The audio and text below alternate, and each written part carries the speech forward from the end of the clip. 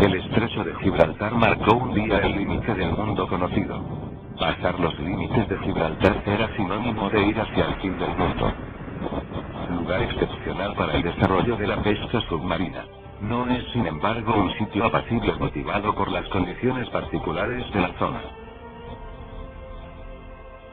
Esta zona es famosa por sus pecios.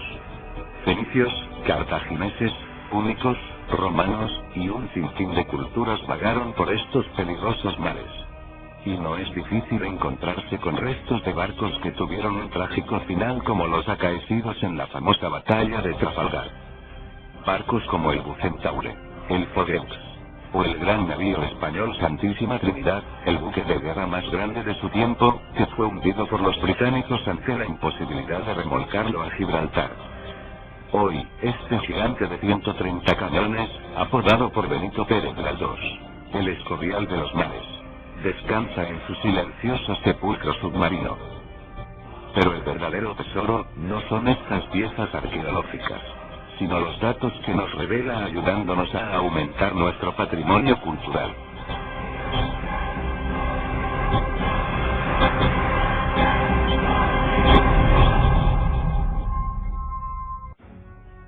Con una velocidad de hasta 6 nudos, convierten a este deporte en uno de los más peligrosos que existen. Choque de dos civilizaciones, frontera de continentes, hace que esta sea una zona conflictiva en múltiples aspectos.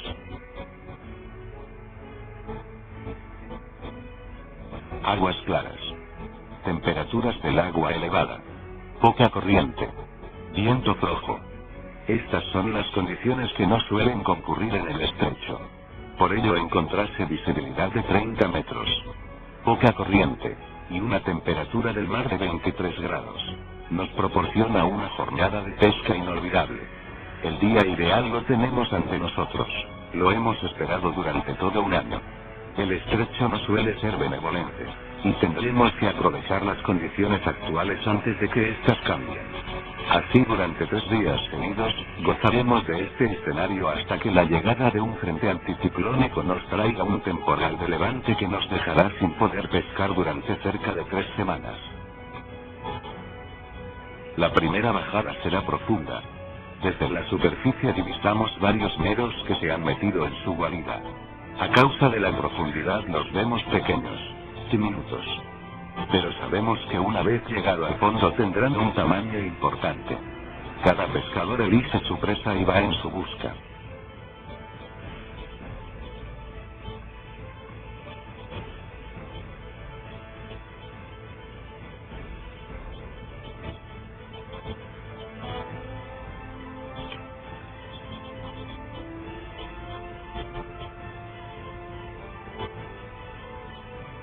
El primero no es localizado pero sí el segundo, el cual está mirándonos, como extrañado de que alguien entre en su dominio.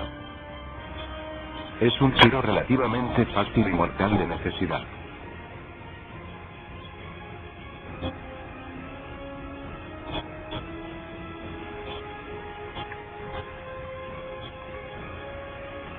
Sube con nosotros ayudado por su vejiga natatoria, que se irá hinchando conforme vaya alcanzando la superficie. Debemos recalcar que en este caso, las piedras que estamos revisando, no suelen tener apenas vida y menos meros de este tamaño. Pero hemos de tener presente que las condiciones del agua son fundamentales en la pesca. Y solo vamos a esta zona cuando vemos que las aguas cumplen una serie de requisitos. Todavía nos preguntamos el porqué de esta situación y de dónde vendrán estos medos. Cuando estamos convencidos de que en las condiciones habituales, estas zonas carecen totalmente de vida.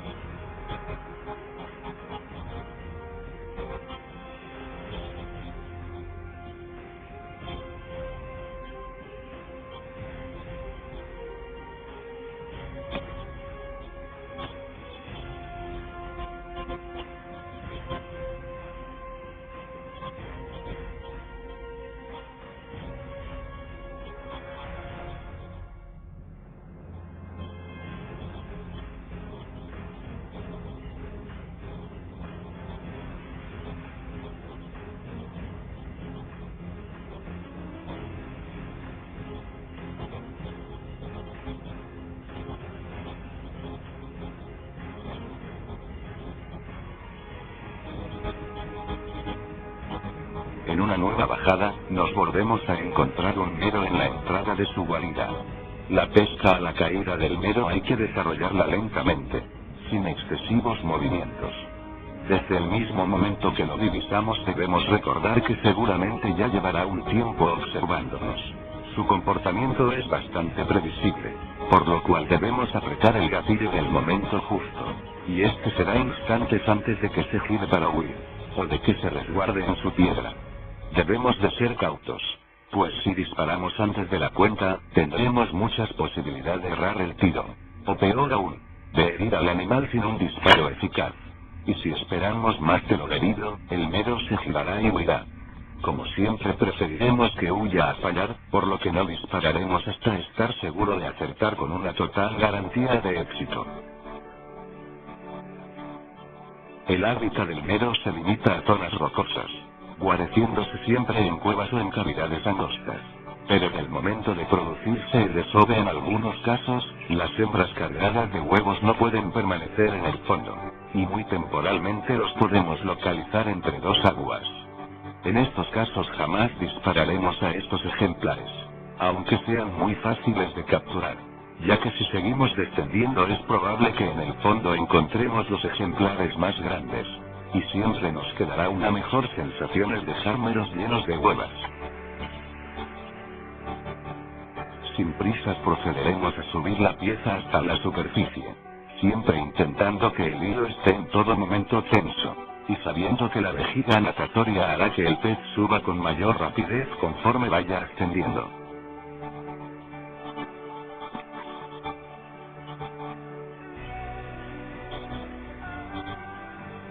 A la menor duda sobre la eficacia del tiro, un segundo disparo nos asegurará la captura, y evitará una posible pérdida de la pieza en los últimos metros de su vida.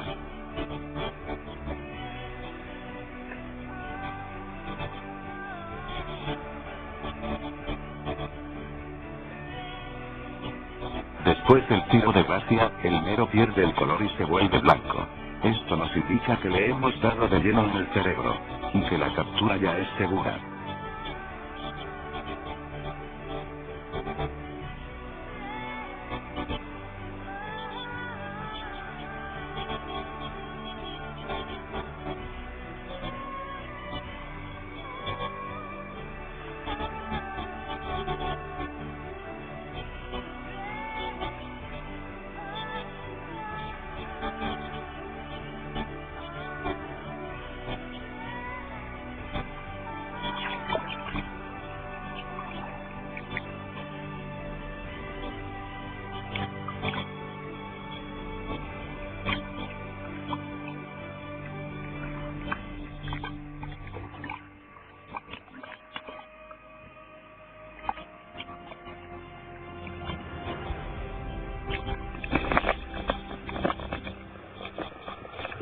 A comienzo de verano, cuando la temperatura del agua empieza a aumentar, se produce un proceso denominado eutrofización.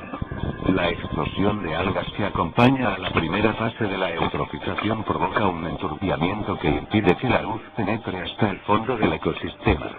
El inicio de este proceso comienza por pequeñas partículas que poco a poco empiezan a aumentar de tamaño. De aspecto filamentoso, empiezan a colonizar poco a poco la superficie hasta una profundidad variable, dándole al agua un aspecto verdoso en que impide que la luz le cueste alcanzar cierta profundidad. Como consecuencia, en el fondo se hace muy difícil la fotosíntesis, productora de oxígeno libre. A la vez que aumenta la actividad metabólica consumidora de oxígeno de los descomponedores, que empiezan a recibir los excedentes de materia orgánica producidos cerca de la superficie. De esta manera, en el fondo se produce un descenso del oxígeno producida por la actividad aerobia. La alteración del ambiente que suponen estos cambios, hace que las especies que forman el ecosistema no sea muy abundante. A esto se le añade la temperatura del agua, que asociada a este fenómeno puede disminuir varios grados centígrados. Este proceso lo venimos observando durante los últimos años y es cada vez más habitual. El causante de esta anomalía es por un lado la masificación de construcciones en la costa, unido a los vertidos de las depuradoras y los nitratos que los ríos expulsan al mar proveniente de las explotaciones agrarias. Lejos quedan los días en el cual era imposible ver el agua turbia, ni uno solo de los días de los 3 meses de verano. Y por desgracia este fenómeno seguirá acentuándose si nadie lo remedia. Pero también existe un fenómeno inverso, que aunque es cada vez más escaso, todavía podemos disfrutar de él. Cuando la temperatura del agua se estabiliza a mediados de agosto, se empiezan a distinguir en la superficie del mar extensas manchas de partículas filamentosas muertas. Pues las algas ya han cumplido su objetivo y empiezan a morir. Esto nos da la señal de que en un plazo corto de tiempo algo puede empezar a cambiar, y a los 2 días pasamos de tener 3 metros de visibilidad a encontrar zonas con 25 metros o más. El cambio no solo afecta a la visibilidad, sino que esta está asociada con un aumento de la temperatura del mar, la cual puede alcanzar los 25 grados centígrados. A esto se le añade que el pescado, antes escaso, abunda por doquier.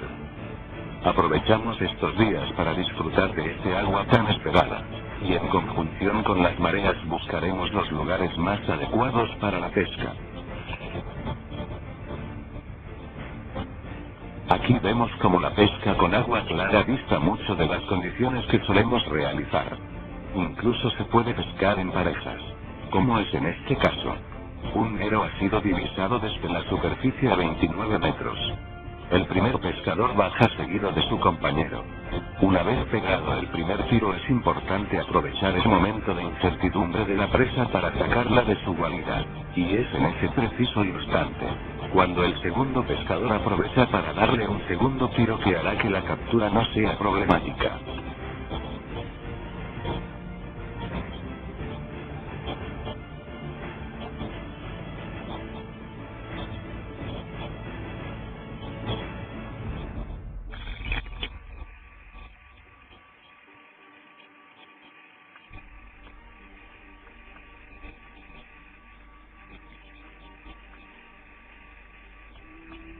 Es muy normal que pasemos al lado de un mero y no lo divisemos.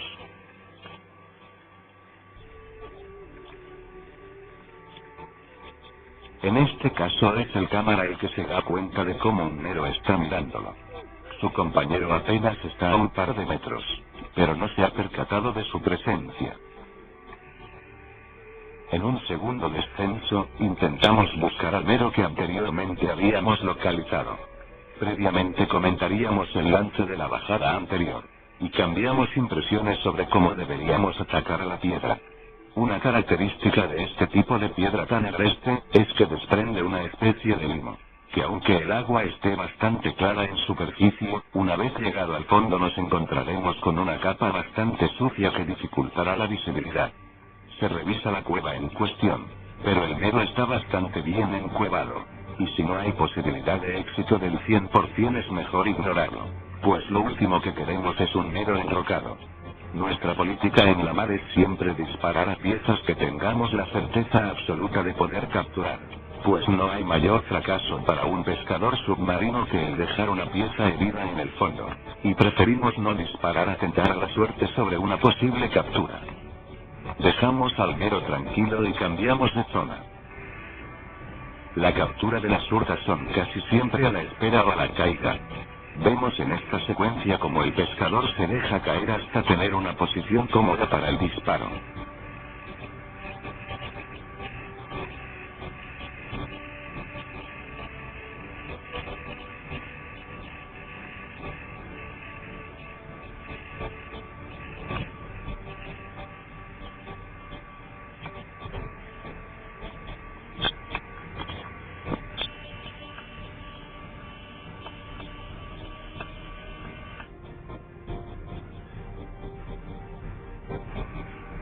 En una segunda toma la captura se realiza con la técnica de la espera.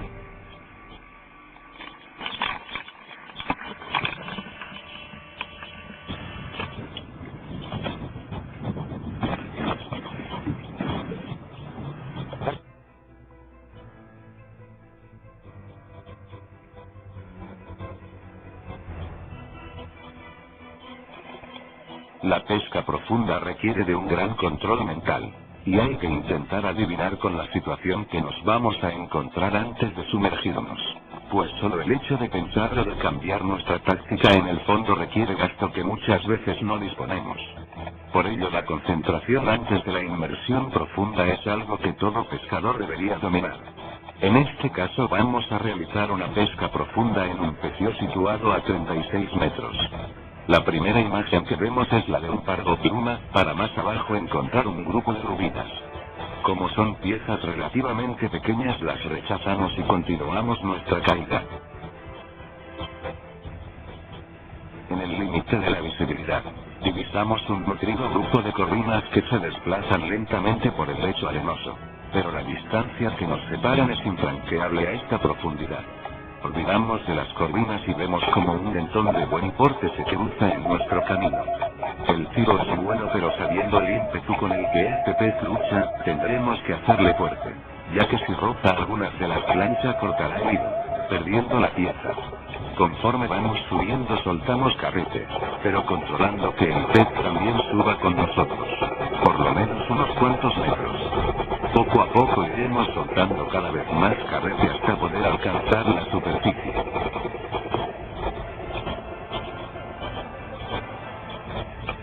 Como este pescado tiene una carne que se desgarra con facilidad, siempre es bueno asegurar la pieza. Por ello un segundo disparo siempre será lo más efectivo.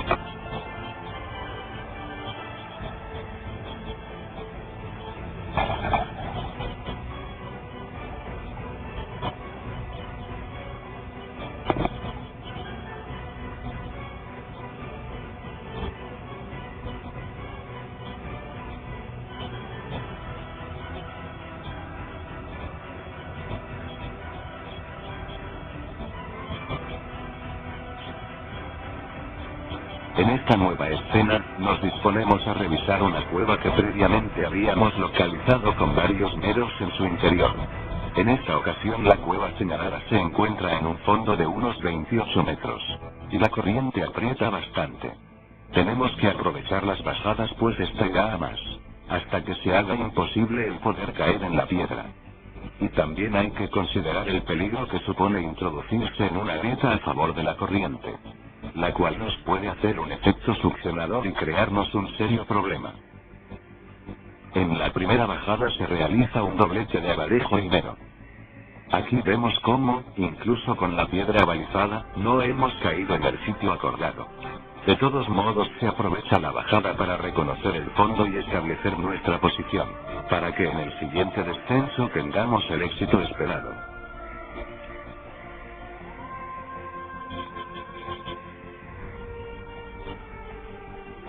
Lo intentamos nuevamente siguiendo las cuerdas, pero así y todo, la caída no ha sido buena. Y hay que nadar en contracorriente. Estos segundos de esfuerzo hay que tenerlos en cuenta, pues el gasto de oxígeno en estos casos y a esta profundidad son bastante considerables.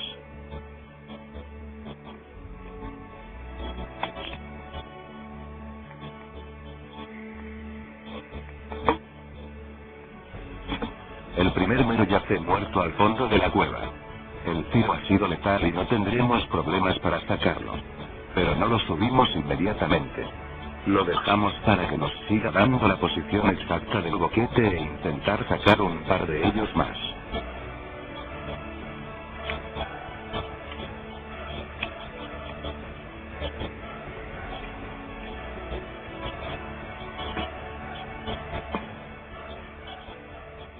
El abadejo pinchado en el doblete junto al primer mero sube a la superficie ayudado por la corriente.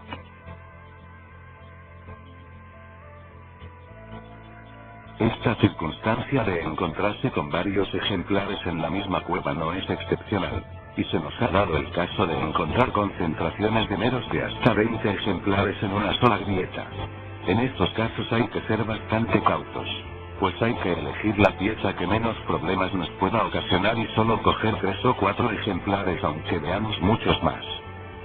Una norma que cumplimos a rajatabla es la de cuidar estos sitios. De hecho, por norma general solo tocamos una piedra por año.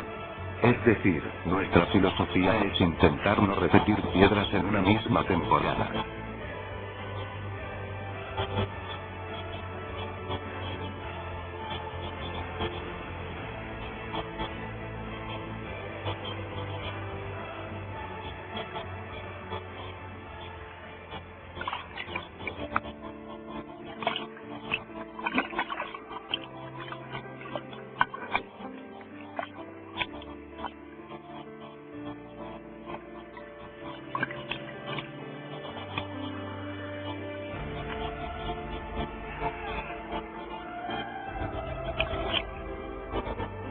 siguiente bajada otros 2 meros vuelven a ser cazados. Otro doblete en una sola bajada. No es malo el rendimiento. Seguimos con corriente. Aunque esta ha descendido considerablemente, todavía nos cuesta llegar al cantil.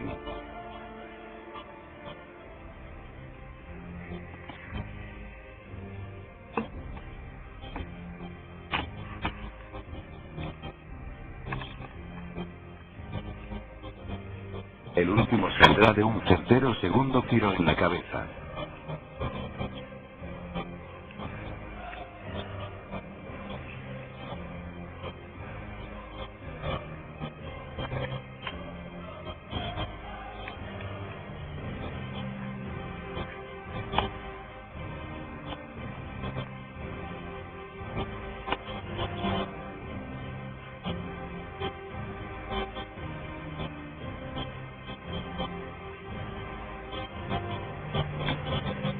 Subimos el primer mero a la barca. Sabemos que tenemos que darnos prisa, ya que la corriente está a punto de parar, y queremos seguir pescando en la misma zona. Pero estos son momentos en que las prisas no son recomendables. Y debemos de seguir con nuestro ritmo lento pero constante para evitar que nuestra frecuencia cardíaca aumente, y nos impida pescar con la relajación adecuada. Conforme sube el último mero, vemos como su vejiga natatoria va hinchándose, expulsando restos de su última comida. La alimentación preferida de los meros son los cefalópodos como pulpos y sepias. En los años buenos de pulpos que coinciden con los años secos, suelen verse más meros que los años húmedos, ya que a los pulpos no les gustan las aguas turbias de los temporales, ni el agua dulce de los ríos. Dejaremos la cueva descansar hasta otro año. Nos reconforta saber que en su interior hay al menos 3 meros más, y nuestro sistema de pesca no nos fallará para la siguiente ocasión.